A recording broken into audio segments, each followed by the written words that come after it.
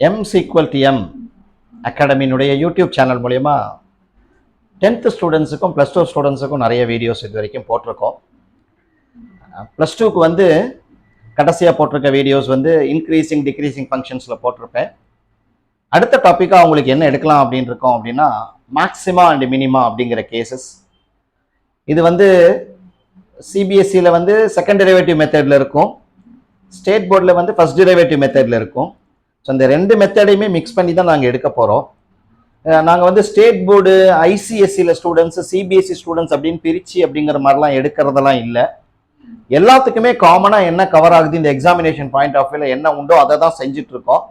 10th ஸ்டாண்டர்ட்ஸ்க்கு மட்டும் பார்த்தீங்கன்னா பர்டிகுலராக வந்து நேற்று ஐசிஎஸ்சி ஸ்டூடெண்ட்ஸுக்கு வந்து 10th ஸ்டாண்டர்டில் சிமிலாரிட்டி வச்சு பார்த்துருப்போம். அதே மாதிரி ப்ராப்ளம் வந்து சிபிஎஸ்சி ஸ்டூடெண்ட்ஸுக்கும் இருக்கும், ஸ்டேட் போர்டு ஸ்டூடெண்ட்ஸுக்கு இருக்கும்.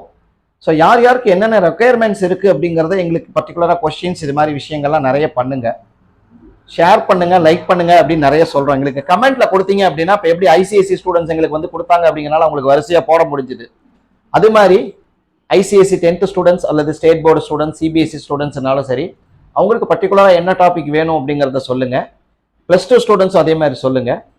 +2க்கு நாங்கள் எடுத்த விஷயங்கள் ரொம்ப யூஸ்ஃபுல்லாக இருக்கும் அப்படிங்கிறத நினைக்கிறோம். எக்ஸாமினேஷன் பாயிண்ட் ஆஃப் வியூவில் என்னென்ன எங்களுக்கு டு த மேக்ஸிமம் எக்ஸ்டென்ட் செய்ய முடியுமோ, எவ்வளோ சிம்பிளாக ஒரு ப்ராப்ளத்தை எவ்வளோ ஷார்ட்டாக போட முடியுமோ அவ்வளோ தூரம் தான் சொல்லி கொடுத்துட்ருக்கோம்.